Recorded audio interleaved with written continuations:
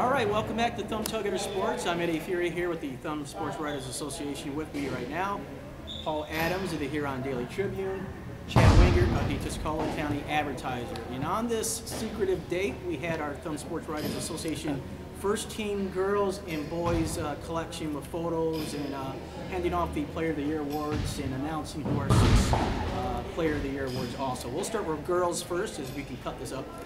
With girls, our Player of the Year was Jenna Hurst, and that was quite a surprise here, Paul.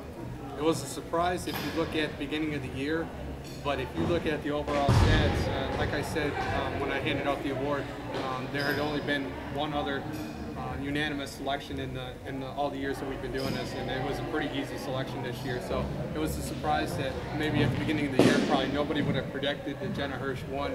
But when you looked at her overall body of work, it was an absolute slam dunk. I was going to say it was probably more so of a surprise to her than it was to us, I think, from a media standpoint, because as Paul said, you know, we sat down at our meeting just the previous week. It was really no secret, and it was probably the easiest decision we've made. And it being that Marlette's located in the heart of the Thumb, we've all had opportunities to see Marlette play. And she started on varsity as a freshman. Remember last year, Amara Wilson, part of the Marlette girls first team also, for the TSA, and she had mentioned that she learned a lot from her, and it's carrying over to this season. And then being she's a 10th grader, she'll be back for another 2 years, and kind of raise the level of the bar there. You know? Player of the Year award at 10th grade. Absolutely. Marissa DeMont was the only other sophomore ever to win the Player of the Year award, but nobody's ever repeated. And I think when you look at the players that are coming back, and her coming back, I think barring injury or anything else unforeseen, she's got an excellent opportunity to become the first boys or girls player to ever repeat this award, and that's really saying something. I have to agree, and especially with the level that she separated herself from everybody else. You know, this year, she has to right away be able to repeat, I think. And obviously, team success means something too. Marlette was right in the thick of things, had a couple quality wins. I think finished third in a very competitive East this year. So yeah, obviously team success is going to play a little bit of a factor in it too, but I think she's got an excellent chance to go in and repeat. And I expect Marlette to be, again, right in the thick of things for the East next year, if not winning it in my mind. I mean, I actually just wrote a column making my extremely early predictions, and that's who I picked, is Marlette to win the East next year. Let's go through the first team here. Rayanne Kaiser of North Branch made the first team. We also had Emily Hale of Sandusky. She's a junior. She'll be back.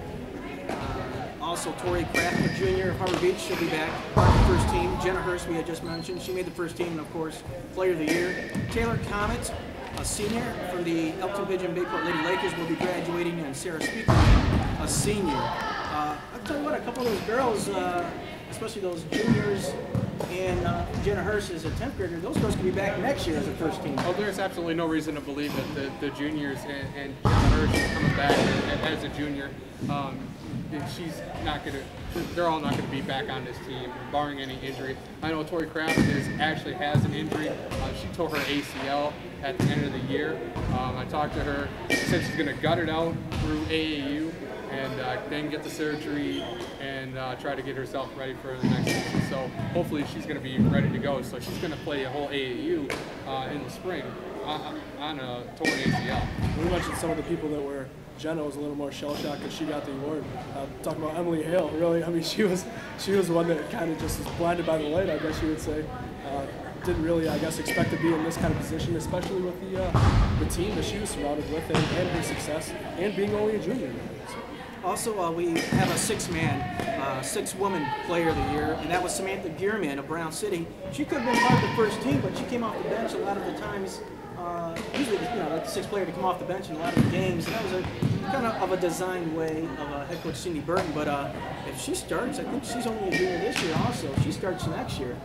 Oh, she's definitely, you know, on the short list. And she was nearly a first teamer this year. She was right near the last couple spots as we were filling them in. So our sixth player was almost on the first team as well. Yeah, she's a first teamer in the first team all conference in the East, and you almost have to look at. I was able to watch it, but that night with you, they're over there in the districts.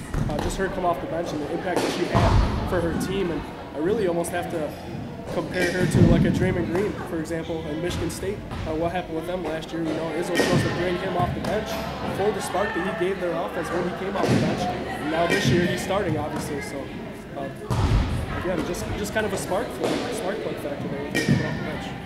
Also, our head coach of the year for girls basketball ended up being Denny Gruber. And really what that came down to is Reese Sandusky played at the end of the year, and really what it was going to be was, was going to be the winner of that game was probably going to get to the year and coach of the year, and that's what it was. But that's not to say that Altamont did an excellent job. I think Cindy Burton probably turned in one of her better coaching efforts, and there was a couple others. But you look at Denny Gruber, no superstar on that team at all, really. But just a deep team, a team in every aspect of the word. Paul and I often talk, and even with you two, that just Reese's ability to set the fives was what made them so unique. And Paul and I remember talking to Paul the night on my way to that Reese Sandusky game, and just how geeked we were about not really having to make that decision of who was going to be coach of the year, who was going to get team of the year. They were going to decide. It was going to be made for us, so we were happy with that.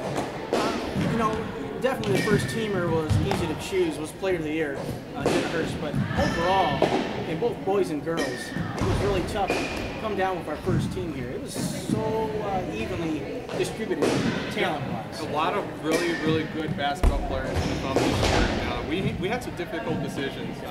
The last few spots of the first team, the last few spots of our second team, and even the honorable mentions. I mean, when you look at it, you're looking at what the top 30 players or so in the thumb. I mean, it may seem like a big number, but it's really not when you sit down and you start looking at it. But I think overall we did, I think, a fair job. Everybody's represented. All the sides are represented. So we definitely did have our fair decision, difficult decision.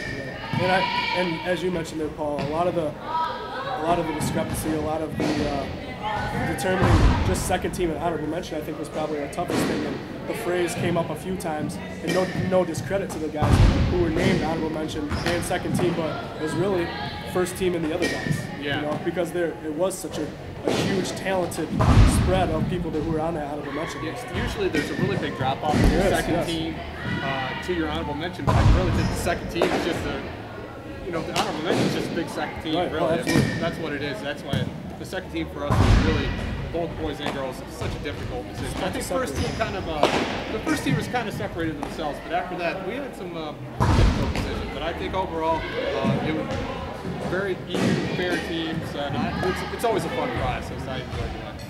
All right, I'm Eddie Fury from Tailgater Sports. This is Paul Adams of the Huron Daily Tribune, sports writer. Chad Wingert of the Tuscola County Advertiser.